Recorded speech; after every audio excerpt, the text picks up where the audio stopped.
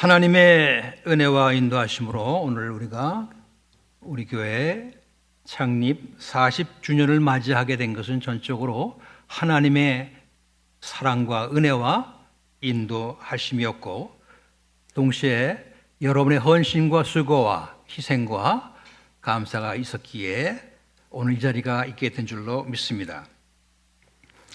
10년이면 강산도 변한다는데 강산이 4번이나 변하는 긴 세월이 흘렀습니다.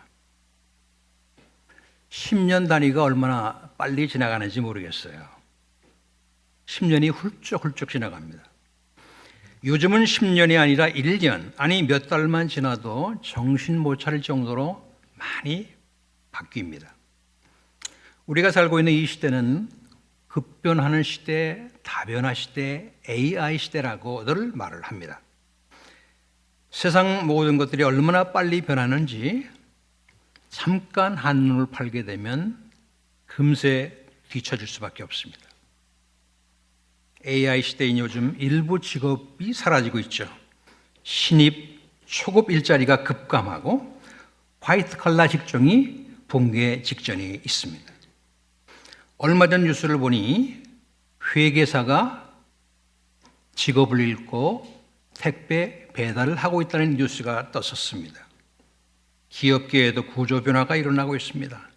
일부 기업은 95%의 업무를 자동화시켰다고도 합니다. 사람 중심 조직에서 AI 중심 조직으로 급격히 바뀌고 있습니다.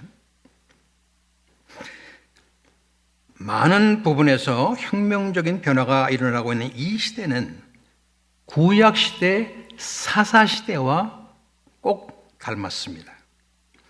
사사시대는 혼돈과 암흑의 시대였습니다. 이스라엘 백성들을 하나님 앞으로 인도하는 지도자가 희귀한 시대였던 것입니다. 자기 소견에 옳은 대로 행하던 그러한 시대입니다. 자기 소견에 옳은 대로란 자기 마음대로, 자기 생각에 좋을 대로 자의적으로 행한다는 그런 뜻입니다. 사사시대는 자기 소견에 옳은 대로 행하던 시대였습니다. 사사기 21장 25절을 보면 그때 왕이 없으므로 사람이 자기 소견에 옳은 대로 행하였더라. 사사시대는 영적으로나 윤리적으로나 무정부 상태였습니다. 하나님과 하나님의 행하셨던 일들을 도무지 알지 못하던 그런 시대였습니다. 본문을 다시 보겠습니다. 그 세대의 사람도 다 조상들에게로 돌아갔고 그 후에 일어난 다른 세대는 여호와를 알지 못하며 여호와께서 이스라엘을 위하여 행하신 일도 알지 못하였더라. 그 세대 사람이란 이전 세대 사람을 말하고 그 후에 일어난 다른 세대는 다음 세대를 말합니다. 역사는 흐릅니다. 과거에서 현재로, 현재에서 미래로 흐릅니다. 이전 세대에서 현 세대로, 현 세대에서 다음 세대로 흘러갑니다. 그런데 본문은 이전 세대와 다음 세대 간에 단절이 있음을 보게 됩니다. 무슨 단절입니까? 왜 단절이 일어났을까요? 본문에 나오는 다른 세대는 여호와를 알지 못하고 여호와께서 이스라엘을 위하여 행하신 일을 알지 못했다고 했습니다. 자, 그런데요, 사사시대 사람들이 정말로 하나님을 몰랐을까? 이전 세대는 어떤 시대입니까? 여호수아와 그를 따르던 세대, 가나안 정복 전쟁에 참여했던 어른 세대입니다. 그들이 다음 세대인 자기 자녀와 후손들에게 창조주 하나님, 구속주 하나님에 대해서 아무것도 안 가르쳤을까요? 가나안 정복 전쟁에 대한 이야기, 홍해를 건너는 이야기, 출애굽 사건 전혀 이야기하지 않았을까요? 그렇지 않았을 겁니다. 본문에서 알지 못했다는 말을 올바로 이해하고 해석해야 됩니다. 알지 못했다는 말은 단순히 기억이 나지 않는다는 말이 아닙니다. 기억을 하지 못했다는 말도 아닙니다. 의도적으로 기억을 상실했다는 뜻입니다. 다시 말하자면 일부러 고의적으로 하나님과 하나님이 행하신 일들을 인정하지 않겠다. 알면서도 무시했고 알면서도 무관심했고 무감각했습니다. 이 얼마나 고약한 일입니까? 로마서 1장 21절을 보면 하나님을 하나님을 안다 그랬습니다. 그런데 하나님을 영화롭게도 아니하며 감사하지도 아니하고 오히려 그 생각이 허망하여지며 미련한 마음이 어두워졌다라고 말합니다. 사사시대 사람이 그랬습니다. 그렇다면 오늘 우리는 어떻습니까? 여러분, 하나님이 어떤 분이신지, 하나님이 행하신 일이 무엇인지, 하나님이 앞으로 행하실 일이 정말 무엇인지를 모십니까? 우리는 어느 정도 알아요. 완전 초신자라면 몰라도 대부분의 기존 성도들은 하나님이 어떤 분이시고 무슨 일을 행하셨고 어떤 일을 행하실 것에 대해서 분명히 아는 사람도 있고 어렴풋이 아는 사람도 있을 것입니다. 알 수 있는 방법은 다양해요. 집집마다 성경책이 많이 있죠. 핸드폰 속에도 성경이 들어와 있습니다. 인터넷이나 소셜미디어를 통해서도 쉽게 하나님과 하나님이 하신 일을 접근할 수 있습니다. 교회에 오게 되면 주일마다 목사님의 설교와 각종 성경 공부를 통해서 하나님과 하나님이 행하신 일, 하나님의 일하심을 쉽게 접하게 됩니다. 이래도 우리가 하나님을 모른다고, 하나님이 행하셨고 행하실 일을 모른다고 할 수는 없을 거예요. 의도적인 기억상실, 다시 말하자면 하나님을 고의로 인정하지 않았다라는 말이 더 정확할 것입니다. 고의로 눈을 감고 귀를 막고 알지 않으려고 무시했습니다. 사사기에 반복해서 나오는 흥미로운 단어들이 많이 있지만은 그 중에서 오늘 영어로는 again이라는 부사, 또 혹은 다시 라는 단어, 이것이 긍정적인 의미로 쓰여서 얼마나 좋습니까? 또 예배하고 또 감사하고 다시 찬송하고 다시 섬기고 다시 용서하고, 또와 다시는 긍정적으로 쓰이면 매우 좋은 부사입니다. 그런데 사사기에는 또와 다시가 망할 또 망할 다시로 쓰여지고 있다는 사실을 우리가 주목해야 합니다. 사사기 3장 1절부터 몇 군데를 보려고 하는데요. 이스라엘 자손이 또 여호와의 목전에 악을 행하니라. 뒷부분을 읽지 않을게요. 사사기 4장 1절, 에웃이 죽으니 이스라엘 자손이 또 여호와의 목전에 악을 행하매. 6장 1절, 이스라엘 자손이 또 여호와의 목전에 악을 행하였으므로. 8장 34절 중간 부분에 또 바알브릿을 자기들의 신으로 삼고. 10장 6절, 이스라엘 자손이 다시 여호와의 목전에 악을 행하며. 13장 1절, 이스라엘 자손이 다시 여호와의 목전에 악을 행하였으므로. 이렇게 6번 반복해서 나옵니다. 왜 저들은 약 350년 동안 똑같은 죄를 반복해서 지은 것일까? 사사기에는 악순환의 7단계가 나옵니다.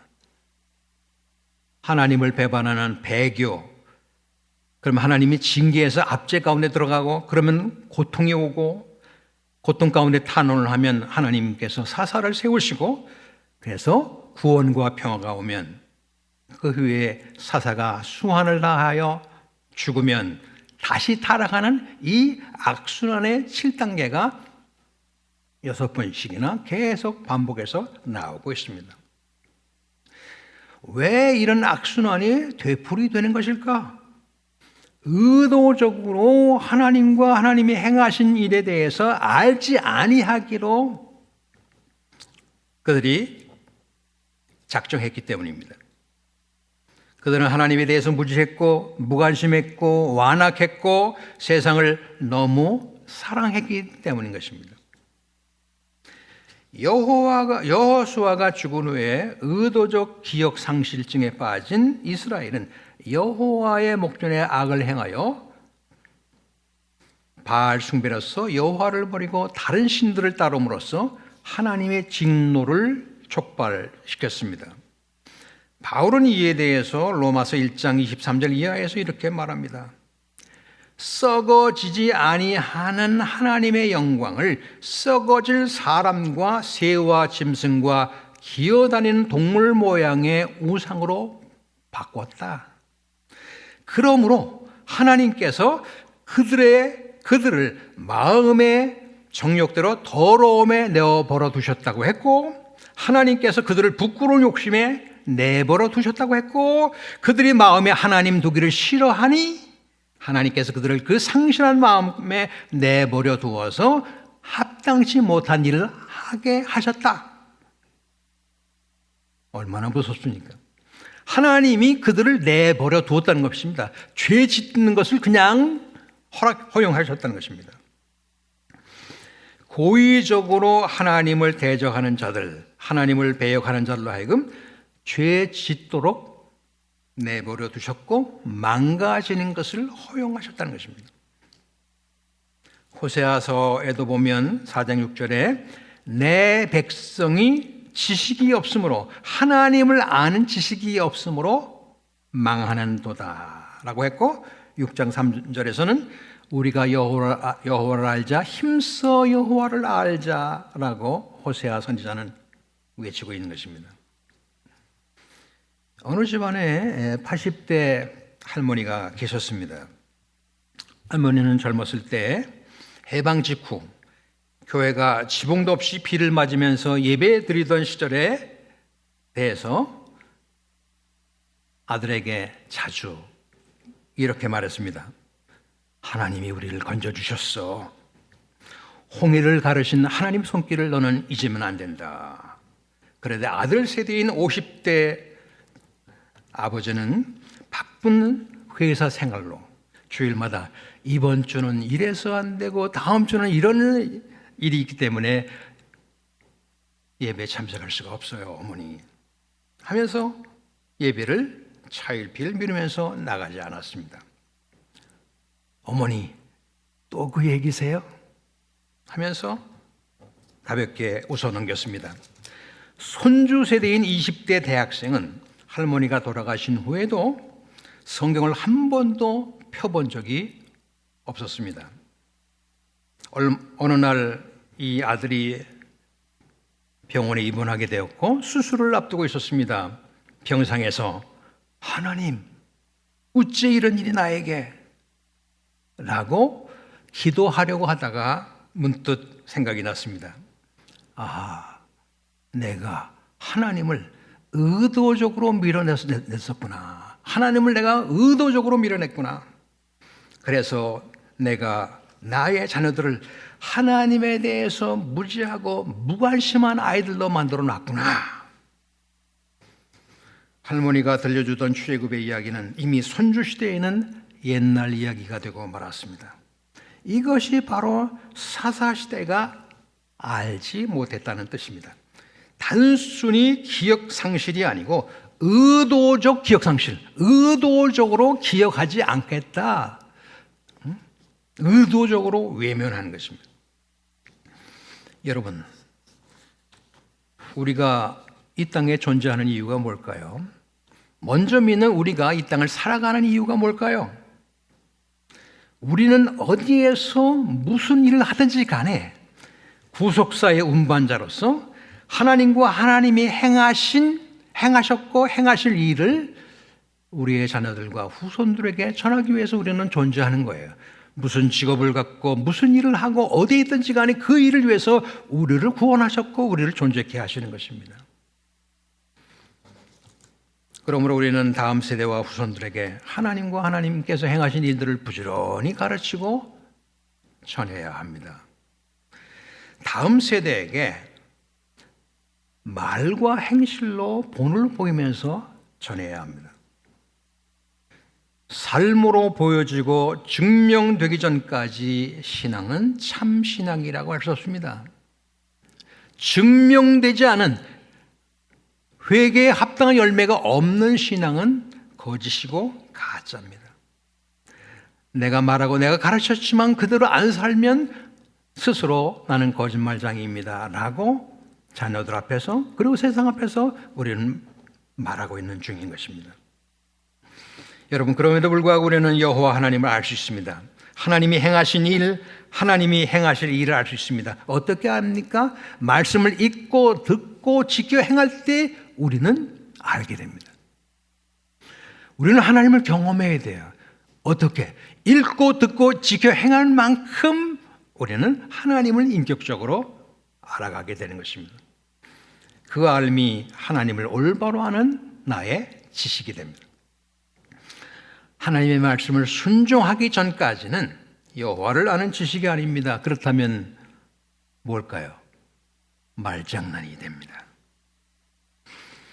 여호수아 세대 사람들이 하나님과 하나님께서 행하신 일을 알았던 것은 영적 지도자들을 통해서 하나님의 말씀을 들었고 가나안 땅을 정복하는 과정에서 하나님이 어떻게 일하시는가를 직접 경험했기 때문에 하나님과 하나님이 행하셨던 일들을 그들은 직접 아는 것입니다. 그런데 여호수아 사후에 일어난 다른 세대의 잘못이 무엇입니까? 앞 세대의 믿음이 계승되지 않았어요. 이어지지 않았던 것입니다. 여기에는 두 가지 측면이 있을 겁니다. 부모 세대 입장에서 보면 자녀들에게 가르치지 않았고 전하지 않았고 본이 되지 않았다는 점일 것이고, 자녀들과 후손의 입장에서 보면 부모와 할아버지 할머니 세대가 전해주는 말씀을 건성건성으로 들었다는 것일 것입니다. 사사시대의 특징이 뭐라고 했죠? 하나님을 고의로 알기를 거절하는 시대였다라고 했죠. 이 모습은 어떤 모습으로 나타날까요? 하나님에 대한 무지, 냉담, 무관심, 우상숭배, 음란, 자기중심적이고 이기적인 모습으로, 그리고 완고하고 완악한 모습으로 나타났고 세상을 너무너무 사랑하는 모습으로 나타났습니다. 이것이 로마서 1장 21절 이하 31절 끝부분까지 생생하게 나타납니다. 하나님께서 마음이 완악한 당신의 백성들을 어떻게 다스리는지 우리가 다시 한번 이 시간에 기억해야 하겠습니다. 하나님은 이러한 자기 백성들을 보기는 보아도 알지 못하게 하시고 듣기는 들어도 깨닫지 못하게 하신다는 점입니다. 우리가 깨닫지 못하고 보지 못하는 것은 눈을 감고 귀를 막아서이기도 하지만 하나님이 우리의 눈을 감기고 우리의 귀를 막아 놓으실 때도 있다는 점인 것입니다. 그래서 우리가 영적인 귀머거리가 되고 영적인 소경이 되고 영적인 농아가 되는 것입니다. 마가복음 4장 12절에 무서운 말씀이 나오죠. 이는 그들로 보기는 보아도 알지 못하며 듣기는 들어도 깨닫지 못하게 하여 돌이켜 죄사함을 얻지 못하게 하려 함이라 그랬습니다. 하나님께서 돌이켜 죄사함을 얻지 못하게 하신다 그랬습니다. 회개하지 못하게 한다. 회개하고 싶은데 회개가 안 돼요. 왜 그렇습니까?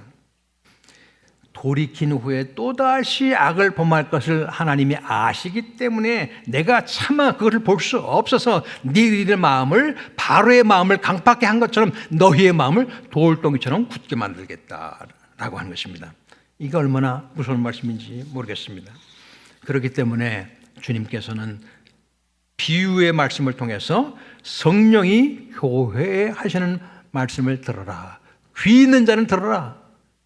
똑같이 들어도 들리는 이가 있고 안 들리는 이가 있습니다. 의도적으로 하나님을 무시하고 무지하고 냉담하면 아무리 읽어도 들어도 보아도 보이지 않고 들리지 않는 것입니다. 사사시대 이전 세대 사람들은 하나님과 하나님이 행하신 일들을 어떻게 알았을까요? 사사시대 직전 시대는 위대한 지도자 여호수아가 이스라엘을 통치하던 시대였죠.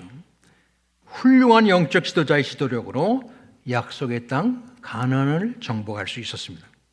그런데 곧 이어진 사사시대 사람들은 왜 반복해서 하나님을 배반했고 왜 반복해서 우상을 숭배한 것일까? 고의로 하나님을 인정하지 않았고 하나님께서 하신 일들을 기억하고 싶지 않았기 때문입니다. 이것은 곧바로 거짓 예배와 우상 숭배와 음란과 이방 혼인 등으로 이어졌습니다. 대적의 압제와 고통 가운데 회개한 부분은 우리가 어떻게 이해해야 할까요? 외세의 침략을 받아 주권을 잃어버립니다. 평생 애써 모은 소유를 다 탈취당합니다. 외국 군인들에 의해서 여성들이 성적으로 유린을 당합니다. 짧게는 7년, 길게는 40년 동안 압제와 고통이 계속될 때 이스라엘 백성들은 살려달라고 울부짖습니다. 그러면 하나님께서 사사를 세워 대적의 압제와 고통 속에서 구원하셨습니다. 하지만 자세히 들여다보십시오. 쉽게 이해가 안 되는 부분이 또 나옵니다. 하나님 살려주세요. 구원해주세요. 저들의 압제와 고통 속에서 우리를 구출해주세요. 기도했는데 하나님이 즉시 응답하지 않았다는 점입니다. 어떤 때는 7년 만에, 어떤 때는 18년 만에, 어떤 때는 무려 40년이 지나서야 그때 사사가 등장합니다. 말이 그렇지 7년, 20년, 40년 계속 압제와 고통이 계속되면 어떻습니까? 상상이 안 되죠. 하나님께서 사사들을 일으키셔서 그들을 고통 가운데서 구원해 주셔서 태평성대를 허락해 주시지만 사사가 죽으면 또다시 우상숭배와 각종 죄악에 빠집니다. 하나님의 백성이라고 하는 이들이 하는 짓이 하나님을 모르는 이방 사람과 똑같습니다. 믿는 자들이 믿지 않는 자들과 똑같습니다. 아니, 믿는 자가 믿지 않는 사람보다 더 악한 때도 있습니다. 악해 보이는 때도 있습니다. 그렇지 않습니까? 우리의 생각, 우리의 표정, 우리의 언사가 하나님을 모르는 저 밖에 있는 사람보다 더 악할 때가 있지 않습니까? 사사들은 이스라엘의 왕이 있기 전에 하나님께서 임시로 왕의 역할을 하게 하던 자들이었습니다. 그러나 사실상 하나님은 사사시대에도 왕이 있었습니다. 눈에 보이는 왕은 없었지만 눈에 보이지 않는 왕이 이스라엘을 다스리고 있었습니다. 말씀과 성령으로 당신의 나라를 통치하고 계셨습니다. 창조주여 구속주여 만유의 주이신 여호와 하나님이 만왕의 왕으로서 사사시대 그 이전에도 계셨습니다. 하나님을 머리로는 알았지만 창조주와 구원자로 인정하지 않았기 때문에 하나님 앞에 나오려고 하지 않았던 것입니다. 사사기 2장 14절에 보면 여호와는 이스라엘에게 진노하사 사방 모든 대적의 손에 이스라엘을 파셨다, 넘기셨다, 일제에 넘기셨다, 괴뢰에 넘기셨다, 중국 공산당에 넘기셨다, 이런 뜻이에요. 너희가 나의 백성으로서 의도적으로 기억상실증에 걸려서 반복해서 나를 배역하니 내가 저 중공에 저 북괴에 일제에 넘긴다, 이런 뜻이에요. 그 결과 이스라엘이 어디를 가든지 대적을 당하지 못하게 하십니다. 백전백승을 해야 되는데 백전백패를 합니다. 하나님께서는 단순히 감정에 상하셔서 그렇게 하신 것이 아닙니다. 우상에 빠진 이스라엘을 언약에 따라서 징벌하신 것입니다. 여호수아 2장 15절에 잘 나타납니다. 그들이 어디를 가든지 여호와의 손이 그들에게 재앙을 내리시매, 하나님이 재앙을 낸다는 거예요. 당신의 백성에게, 당신의 자녀를 아프게 하고 망하게 하고 실패하게 하고 병들게 하고 하는 것마다 안 되게 하고. 그들에게 재앙을 내리심이 곧 여호와께서 말씀하신 것과 같고 여호와께서 그들에게 맹세하신 것 같아서 그들의 괴로움이 심하였더라. 그렇습니다. 오늘은 우리 교회가 이 땅에 세워진 지 꼭 40년이 되는 주일이죠. 40년 전에는 토요일이었어요. 3월 1일이. 그때 창립 예배를 드렸죠. 사랑하는 여러분, 우리의 신앙은 다음 세대로 이어져야만 합니다. 자녀와 후손들에게 전수되어야 합니다.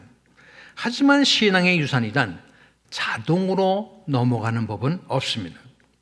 전수되는 방법은 세 가지입니다. 하나는 목사님의 설교이고, 또 하나는 목사와 교사의 가르침이고, 또 다른 하나는 경건의 본을 삶으로 보여주는 것입니다. 오늘날 우리 기독교인들과 교회가 세상으로부터 욕을 잔뜩 먹고 있습니다. 그 이유가 뭔지 아십니까? 믿는 사람이 말은 잘해요. 너무 똑똑해. 그런데 자신이 말한 대로 안 살아요. 본을 보이지 않습니다. 입만 있습니다. 믿는 자 나옴이 없어요. 말씀에 입각한, 언약에 입각한 구체적인 크리스천 라이프, 그리스도의 삶. 그리스도가 내 안에, 내가 그리스도 안에 있어서 그리스도의 통치를 받으면서 자연스럽게 내 안에 계신 그리스도가 밖으로 드러나는 그런 삶이 없어요. 그러니 자녀와 후손들이 부모 세대에게서 도전을 받지 못하는 것입니다. 부모가 무슨 말을 하면 건성을 얻었습니다. 말을 도무지 듣잖아요. 뺀질뺀질해요. 누구의 모습입니까? 우리가 하나님 앞에서 뺀질뺀질한 모습과 똑같아요. 저 자식은, 저 새끼는 하나님 앞에서 나의 모습이에요. 판박이가 아닙니까? 자식들이 뭐라고 하는지 아십니까? 속으로 옛날에 많이 했잖아요.